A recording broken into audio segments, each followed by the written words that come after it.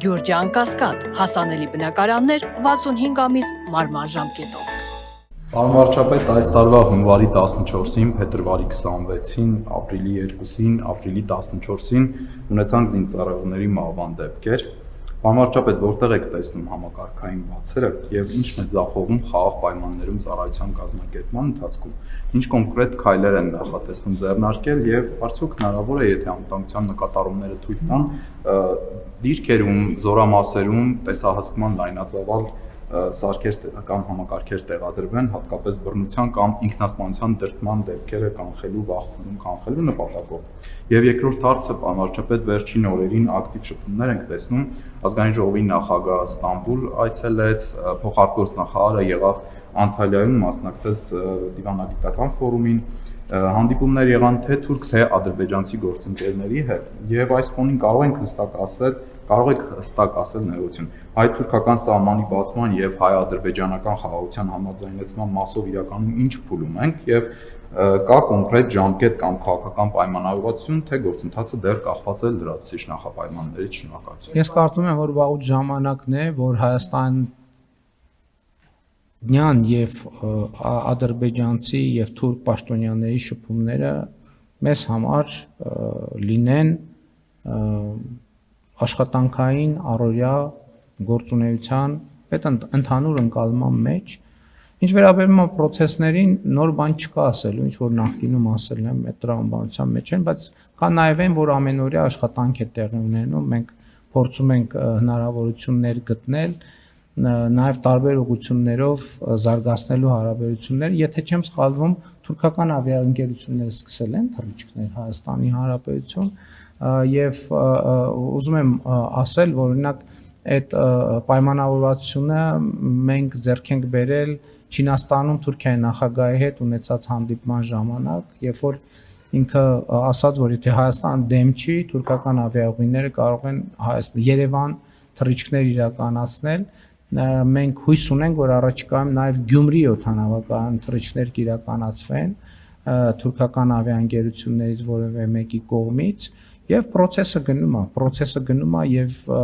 ինձ համար հարցը այն չի այդ տեղի կունենա ձեր ասածները, ասենք Թուրքիայի սահմանի բացումը եւ Հայաստան-Ադրբեջան խաղաղության համաձայնագրի ստորագրումի հարցը նա թե երբ դա տեղի կունենա, մենք աշխատում ենք այնպես անել, որ դա հնարավոր է շուտ տեղի կունենա։ Ինչ վերաբերում է ձեր առաջին հարցին, ես համոզմունք ունեմ, որ դա կապված է մեր կրթական համակարգի հետ, սկսած մանկապարտեզից։ Ես մի քանի անգամ նշված դեպքերից հետո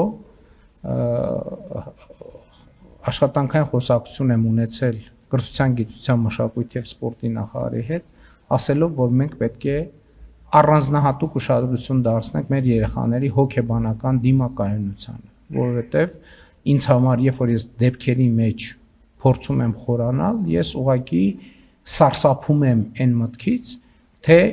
ինչը կարող է հանգեցնել ինքնասպանություն գործելու որոշման։ Դա ուղղակի վկայում է, որ մենք հոգեբանական դիմակայունության հետ խնդիրներ ունենք։ Իմիջայլոց ասեմ ձեզ նաև, ես իհարկե պատճառահետևանքային կապերը չեմ տեսել հիմա, որովհետև կարող է վիճակագրությունը այս մասին չխոսա, որովհետև ճիշտն ասած շատ ուղիղ այդ թեմայով, իմիջայլոց ասեմ ձեզ, ես անվտանգության խորհրդի վերջին նիստում հանձնարարական եմ տվել դուրս բերել ապացուցված ինքնասպանությունների դեպքերը, այնքան դեպքեր, որոնք իրենք կարող են արդեն որպես տվյալ մշակելու հնարավորություն ստեղծել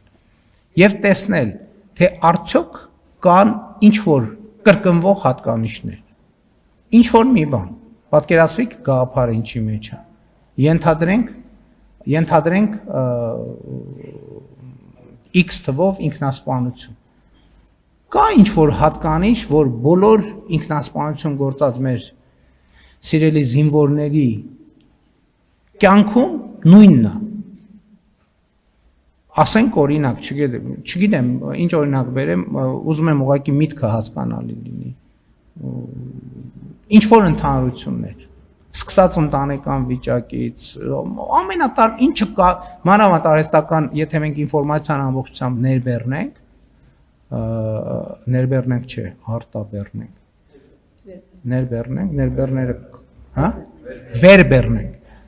Արհեստական բանականությունը կարող է ասի նրանք տվյալ մարդիկ ունեն հետևյալ ընդհանրությունները, ինչ որ մի ընդհանրություն, եւ այդ դեպքում գուցե մենք հասցեակնենք, որովհետեւ դեպքեր կա, որ իրոք չէ, վերջին դեպքը ինչքան ինձ զեկուցել են, ես չգիտեի որ, այսինքն հիմա ինչքան որ զեկուցել են, գրել է որ զորամասում խնդիր չկա, եւ այլն, 2 օր առաջ թույլտվություն ա վերցրել եւ գնացել այցելել է հարազատի գերեզմանի, որը ըստ մեր տվյալների նույնպես ինքնասպանություն ա գործել եւ եկել է նամակ ա գրել ու այդ արարքը թույլ ա տվել։ Պետք է հասկանալ դա պրոբլեմ, բայց մեկը ես կարծում եմ որ հոգեբանական դիմակայունության հետ իմիջայլոց դպրոցների հետ կապված այս քննարկումը որ կա, ես գուցե հրապարակային եմ խոսել դրա մասին, ասել եմ որ մենք դպրոցի գործառույթը իրականացնելիս երբեմն հաշվի չենք առնում որ 15, 20, 30, 40 հոգանոց դպրոցում այդ թվում հոգեբանական դիմակայունություն ստեղծել հնարավոր չի լինի, որովհետև մենք երեխային պահում ենք 10 տարի 40-50 մարդու շփման շրջանակում, հետո իրան բաց ենք թողում 7 միլիարդ կամ կարող է 8 միլիարդ չեմ ստուգե վերջին անգամ ինչքան է բնակչությունը երկիր մոլորակ աշխարհ ապրելու դպրոցը պետք է նաև շփման միջավայր տարբեր իրադրություններ պետք է լինեն հազար ներողություն կոնֆլիկտային իրավիճակներ պետք է լինեն տհաճ իրավիճակ որ անհատականությունը հղկվի բա մենք այդ նեղ կղզիացած երեխեքին պահում ենք այդտեղ հետո ուզում ենք հետո վախ ենք ստեղծում իրանց մեջ նաև այդ մեծ աշխարհ դուրս գալու եւ այս բոլորը պետք է հաշվի առնենք եւ ինչը լավ հնարավոր է տեսահասկվում է այդ գործողությունը գիտեք վարքյաններ է տևում դեպքեր ենք ունեցել որ դա տեսախցիկի առաջ է տեղի ունեցել ես վերջերս ես հիշում եմ որ ինձ բանում այդ բանի զենքի պահման բանում զենքը որ տանում հանձնում են չէ այդ հանձնելու process-ում հենց տեսախցիկի եւ ուրիշների աչքի առաջ ինքնասպանություն էր գործել նկատի ունեմ մենք անդադ գնում ենք տեխնիկական լուծումների որ իհարկե կարեւոր է չէ չդես դեպք հետ եմ ասում վերջին դեպքը չի եղել ոչ մի բան այս դեպքում չի եղել ոչ մի բան նամակ է գրել զինվորը եւ մանրամասն գրել է եւ գրել է որ զորամասում խնդիր չունի եւ այլն ներողություն եմ խնդրում դա բացահայտելու համար ծնողներից հարազատներից ներողություն ա խնդրել այդ արարքը գործելը